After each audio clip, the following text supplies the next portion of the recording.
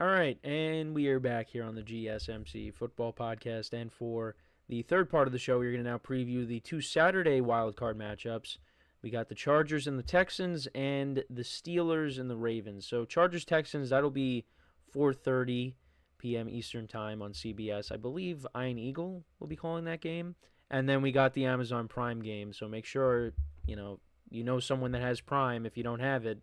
And if you want to watch this game, you got the Steelers and the Ravens. So we'll talk about the Chargers and the Texans first. So Chargers are coming in at 11-6. They are the 5 seed. The Texans, they are coming in at 10-7, and they were the 4th seed. And I said going into the year that I thought the Chargers could be a sneaky good team because Harbaugh coming in is going to immediately change the complexion of the franchise, and they got the quarterback, and I had them at 9 wins, but hey, they made the playoffs. They got 2 more wins than that. They went 11-6, and they're playing some good football right now. Justin Herbert has played much better in the second half of the year because the first half of the year it was kind of the J.K. Dobbins show. Justin Herbert wasn't putting up monster stats. He was efficient. But they were running the football, and that's what Harbaugh likes to do. And then Dobbins gets hurt, and then this offense started to open up a little bit more. And Ladd McConkey, their rookie wide receiver, he had a big year. Quinn Johnson, he had 13 catches on Sunday against the Raiders for almost 200 yards. So he's looking good. I know drops have still kind of been an issue for him this year, but compared to how he was last year to now, he's looked like a different receiver. And he's taken on a bigger role because remember last year he was like the 3rd or 4th receiver because they had Mike Williams and Keenan Allen. Well, Mike Williams ended up getting hurt, and Keenan Allen got hurt at the end of the year. But Keenan Allen had a career best year, and you also had Austin Eckler, who Herbert would throw to out of the backfield. But yeah, Quinn Johnson has taken on a bigger role and has had a nice year for them. And they got J.K. Dobbins back, which is huge for the playoffs. They actually picked up Ezekiel Elliott, because I think Gus Edwards is hurt. But, it's J.K. Dobbins' backfield. He's the number 1 back on this team. You also got Kamani Vidal as well. But, I like where this Chargers team is heading. The defense is a lot better than what it was last year, and that was another thing that you figured was going to change once Harbaugh took over. And the Chargers are heading in the right direction. This is a team that can also make a run because they play good defense. They got the quarterback. They got the coach. They could definitely make a run. The problem is I just don't think they have enough offensive firepower. I think they're still a year away. If they can go into the draft and free agency, I know there's some connections to maybe T. Higgins, maybe even Chris Godwin as well. I saw another post of it. But again, this is all just, accounts posting it. You don't know how true it is. But there are some receivers out there that the Chargers can go out and get to improve this receiving core. Or maybe Keenan Allen. Because Keenan Allen, I know the source is directly from him saying that he either wants to go back to L.A. or stay with the Bears. So, if the Chargers brought him back on a cheaper deal, that could work because I think Keenan Allen can still play. And, if you reunite him with Justin Herbert, that works. But I still think they're a year away. But having said that, I like them in this game. But on the Texans side, before I get into why I like the Chargers in this game, well, I'll explain it by talking about the Texans. The Texans have kind of been a disappointment. There was never really any games this year where they dominated their opponents. Were they a part of any? I mean, they got blown out by the Vikings, but all right, they did blow out the Patriots. They blew out the Cowboys, but those teams aren't very good. I mean, a lot of their games, a lot of their wins are almost 1-score games. So, yeah, they were not overly impressive this year. C.J. Stroud, 20 touchdowns to 12 picks. I thought he was going to take a big leap this year. He ended up having a sophomore slump. But you also have injuries, of course. to their receiving core, Stephon Diggs and Tank Dell. The offensive line has not been great. Their defense is still pretty good. But also Joe Mixon, he had he was great 3/4 of the season, but, the last quarter, not so much running the football. So he's going to have a big game here, to kind of take some of the pressure off of C.J. Stroud. But again, it's against a good Chargers defense. But yeah, I'm not liking what I'm seeing from the Texans going into this game. The Chargers are playing good football right now. So I wanted to go over the league rankings between the two teams. So in terms of offense, the Chargers are 19th in passing yards per game. The Texans are 15th. Rushing yards per game, the Chargers are 17th. The Texans are 15th. Points per game, Chargers are 11th. Texans are 19th. Then defensively, both teams are top 10 against the pass. Texans are 7th, giving up an average of 220.8 passing yards per game. Chargers are 8th, giving up an average of 221.3. Then against the run, both teams, the Texans are just outside the top 10. They're 11th, giving up 114 rushing yards per game. Chargers are 14th, giving up an average of 117.5. And then points allowed, Chargers defense is number 1, giving up an average of 17.7. And the Texans defense is 14th. So, yeah, these defenses are both pretty good. The Chargers defense has been, by these metrics, better. Well, mostly when you look at the points allowed. But, yeah, I like the Chargers in this game, though. Justin Herbert on the year, he only has 3 interceptions. And he just missed passing for 4,000 yards. He finished at 3,870 passing yards. J.K. Dobbins, missed some time, but he finished with 905 rushing yards and 9 touchdowns. Ladd McConkey, 7 touchdowns on the season. He had 1,100 receiving yards. But yeah, I like the momentum that the Chargers are coming into this game with, and I think they should win. I don't think this game is going to be a blowout. I think this game could be close. I think this could be like a 24-20 ball game, something like that. C.J. Stroud did play well in his playoff debut last year against the Browns. Nico Collins, he's had a good year. He finished with over 1,000 yards receiving. He missed some time this year. He's the number 1 guy. He's going to have to, be the focal point. And hopefully, they can get some kind of a running game going with Joe Mixon. Maybe Mixon, recaptures what he had, earlier in the year. Some of the young receivers that they got are going to have to step up as well.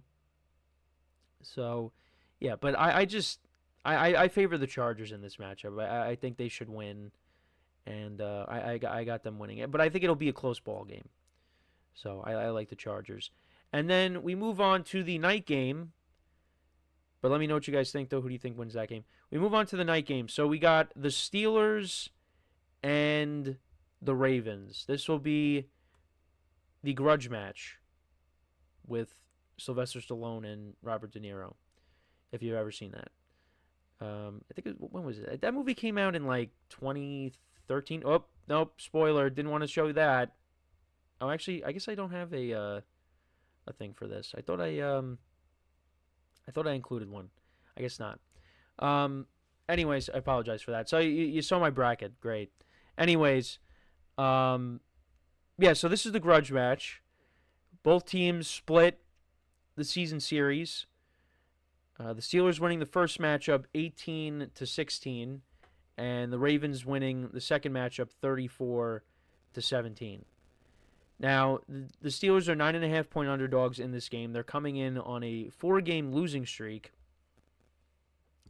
And, yeah, they're coming in with no momentum, really.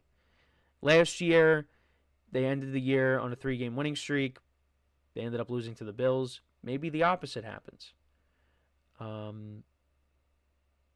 Yeah, I don't think so. I think this game will be closer than what it was when we last saw these two teams face off, 34-17. And the game was close. But some turnovers, the Ravens, I think they capitalized on the Russell Wilson fumble.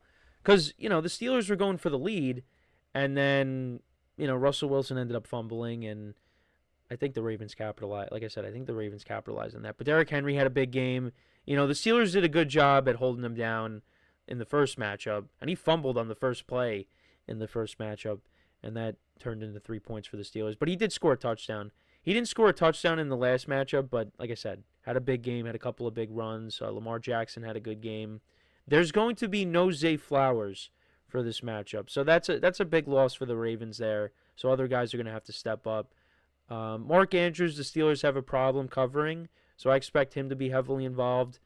I think Isaiah likely scored in that matchup as well.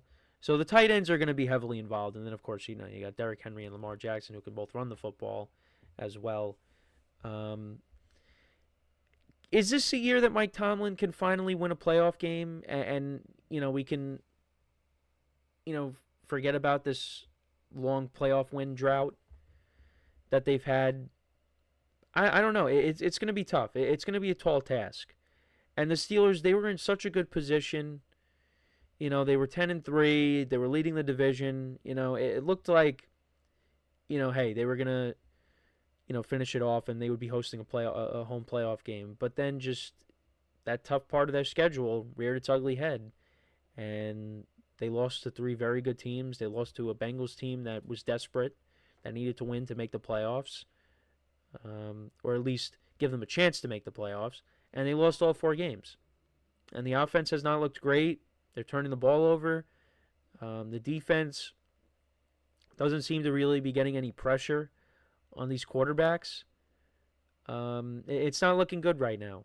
It's not looking good. And then on top of that, you got all the George Pickens drama, with him getting into it with fans. And he did not have a good game last week against the Bengals. Had some big drops in that game. He's got to step up. Now, the Steelers didn't have him in the previous matchup against the Ravens, so maybe, he goes out and has a big game. But, they got to limit the turnovers, and they have to find a way to slow down this Ravens offense. Now, again, Zay Flowers is not playing in this game, so that's huge. But you still got to deal with Mark Andrews and Isaiah Likely. Rashad Bateman's had a good year as well. And you got to slow down Derrick Henry. The Steelers' run defense was pretty good. But, at times over this stretch, it's gotten gashed a little bit, particularly against Derrick Henry. Because the Steelers against the run, they are 6th, and the Ravens are 1st. And then points allowed, both teams are top 10 as well. Both teams are not very good. Well, the Ravens have gotten better. Their defense has gotten better. They're 31st against the pass, but it's been better as of late. Steelers are 26th. But the Ravens are 8th in passing yards per game. The Steelers are 26th. Steelers are 11th in rushing yards per game. The Ravens are 1. And then points per game, Ravens are 3rd. Steelers are 16th. It's going to be tough. It is going to be a tall task.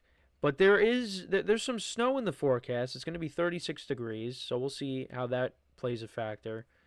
But having said all that, I like the Ravens.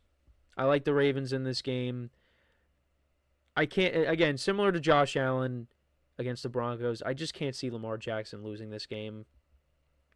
I don't. I know he has struggled against the Steelers, but I think he put that narrative to bed when they beat up on them in Baltimore. I just think they're going to win this game. I think they're the better team, and the Steelers are coming in flat right now. Russell Wilson, he's not the same quarterback that he was in Seattle. If you were getting that version, then maybe you got a shot. I mean, they still have a chance.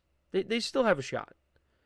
But I just think the Ravens are playing really good football right now, and I think they're going to win this game. And that'll set us up. If the Ravens and the Bills both win, we will see both of those teams face off in the second round. But yeah, I like the Ravens in that spot, or in this spot. I think they get the win. And if that happens, Steeler fans are not going to be happy, because their season is going to end the same as it has for the last several years now. So we'll find out. Listen, it's a divisional game. You never know what's going to happen. But yeah, I got to lean towards the Ravens here. Sorry, Steelers fans. But let me know what you guys think. Who do you think wins these two matchups, let me know in the comments. So when we come back from our next break, we will preview the two Week 1 rematches. We got the Eagles and the Packers, and the Commanders and the Buccaneers. So we'll tackle those two games when we come back, and then I will get into revealing my playoff bracket, even though I kind of did that already. I spoiled it. So, yeah, that is what we will do when we come back from our next break. So with that being said, stick around, and we'll be right back here on the GSMC Football Podcast.